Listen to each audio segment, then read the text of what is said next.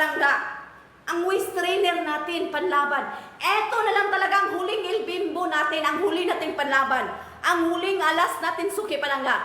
Kasi Suki Palangga, kahit sa bahay lang, para na tayo nag-exercise dyan. Suotin mo lang talaga siya yan. As in, sobra niyang sulit. Wala ka talagang masabi nito mga Suki Palangga. Kasi maganda po. Hay, elastic yan siya dahil. Yan. Stretchable yan siya. Yan. Kaya maganda talaga siyang gamitin mga Suki Palangga. Kung namoblema ka dyan, yan.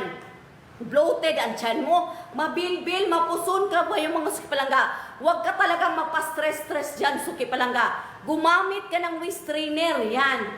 Ang waist trainer natin, nakaka-support po talaga siya sa katawan. Lalong-lalo na po mga Suki Palangga, kapag bloated po kayo, mabilbil po kayo, mabilbil, mapuson, walang shape ang katawan po, Suki Palangga. Pwedeng-pwede pa po kayo bumalik po sa literal ng katawan diyang pagkadalaga yan. Huwag talagang mamoblema as in yan.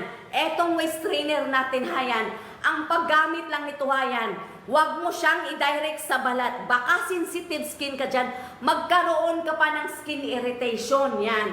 Pwedeng-pwede lang po talaga siya, Suki Palangga. Ganito, ipatong mo lang siya sa damit, day. Kasi meron na talaga siyang compression strap, yan. And maganda talaga siyang gamitin as in. Sobra niyang sulit yan. Ang laki po talaga ng ambag sa katawan. Nakakatulong talaga siya sobra-sobra po. Lalong-lalo na po kayo mga Suki Palangga. Kapag bloated po talaga dyan, iutot mo lang siya gamit ang waist trainer. Kasi maganda po talaga siya yan. Tambal ba sa panungot dahil yan. Yan, maganda talaga siya. Kasi cover niya hanggang puson area. Kung meron ka dyang puson area, pareho po kayo sa akin. Malaki po mga Suki Palangga. Yan.